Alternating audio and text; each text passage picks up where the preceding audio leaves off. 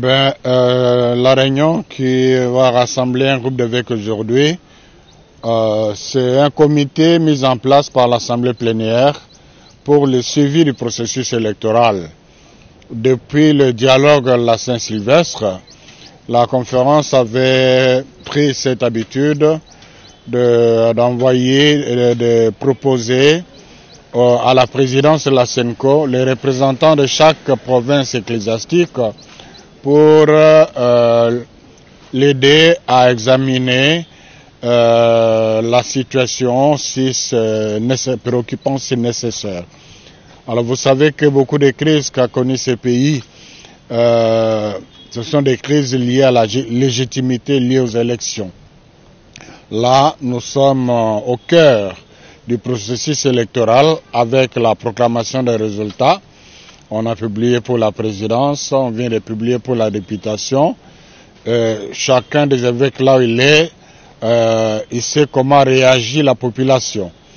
Et là, ils ont estimé que c'était nécessaire que ces commissions, ces comités se retrouvent à Kinshasa pour réfléchir, voir quels mots, quelles paroles l'épiscopat peut dire à ces circonstances. Le comité de suivi est convoqué pour traiter des questions urgentes lorsque le comité permanent ou l'assemblée plénière ne peut pas être convoqué pour des raisons diverses. La proximité des dates, des réunions statutaires fixées par le secrétariat général de la SENCO, par exemple, et d'autres raisons d'ordre pastoral, des contraintes financières. En effet, le calendrier de nos réunions prévoit pour février, dans plus ou moins 45 jours, une session sur les questions économiques et financières à l'attention de tous les évêques, suivie du comité permanent.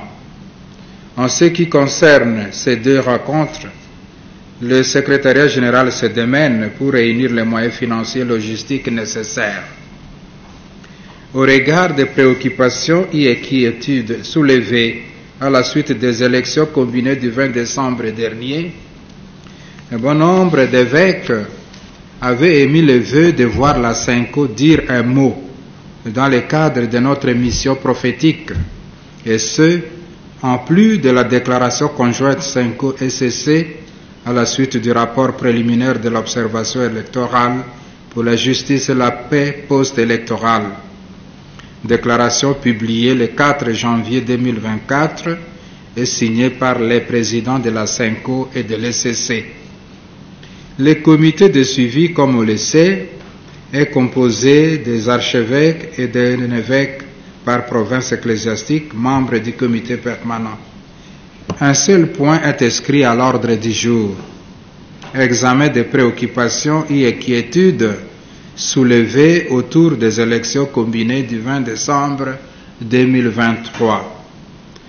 Le calendrier de la présente réunion est conçu de telle sorte qu'il y a tout d'abord à entendre en ce premier jour le rapport qui nous sera présenté par la Commission Justice et Paix à travers les paysages socio-pastoral axés sur les élections. Viendra ensuite l'échange pour dégager les idées qui tisseront les textes du message dont l'examen est prévu pour la journée de demain mardi. Par l'intercession de la Sainte Vierge Marie, que le Seigneur nous assiste et illumine nos travaux. Vous souhaitant un fructueux travail, je déclare ouverte la réunion du comité de suivi de la SENCO. Je vous remercie.